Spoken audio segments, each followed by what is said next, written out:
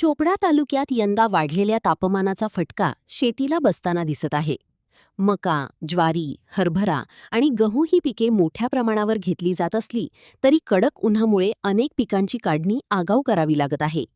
सध्या मका काढणी सुरू असून शेतकरी मजुरांच्या मदतीने मक्याचे भुट्टे काढत आहेत. मात्र कोरड्या पिकामुळे आगीचा धोका वाढला असून छोट्या ठिणगीनेही संपूर्ण शेत जळून खाक होण्याची परिस्थिती निर्माण झाली आहे. विशेष म्हणजे शेतातून जाणाऱ्या विजेच्या तारांमधील घर्षणामुळे स्पार्किंग होऊन आगीच्या घटना घडत आहेत. आडगाव येथे शेतकरी सुनील चौधरी यांच्या शेतातील मका शॉर्ट सर्किटमुळे जळून खाक झाला असून त्यांचे लाखो रुपयांचे नुकसान झाले आहे. महसूल विभागाने पंचनामा केला असला तरी विद्युत विभागाचे अधिकारी घटनास्थळी न आल्याने शेतकऱ्यांमध्ये नाराजी आहे. नुकसान भरपाई तात्काळ मिळावी अशी मागणी आता जोर धरत आहे. दुपारी 14 तारखेला 12:30 वाजता शॉर्ट सर्किट होऊन इथं मक्का जळालेला आहे. 3 एकर मका होता.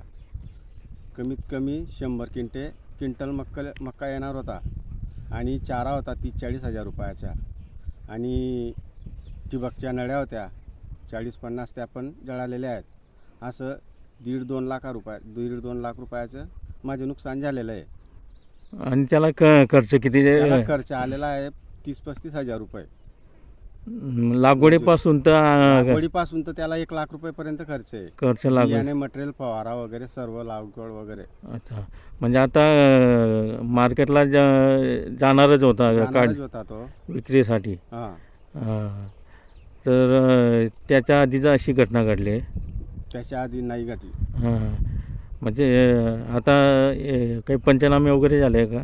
पोलिसांनी पंचनामा केलेला आहे. तलाठी आप्पा करून गेलेले आहेत. अजून MSEB वाले काही आलेले नाहीत. मी 3 दिवसापासून त्यांच्या मागे फिरत आहे. ते मला उडवाउडीची उत्तरं देत आहेत. पण ते काय अजून आले नाही? ते काही अजून आलेले नाही आहेत. अच्छा. काय आपली अपेक्षा आहे?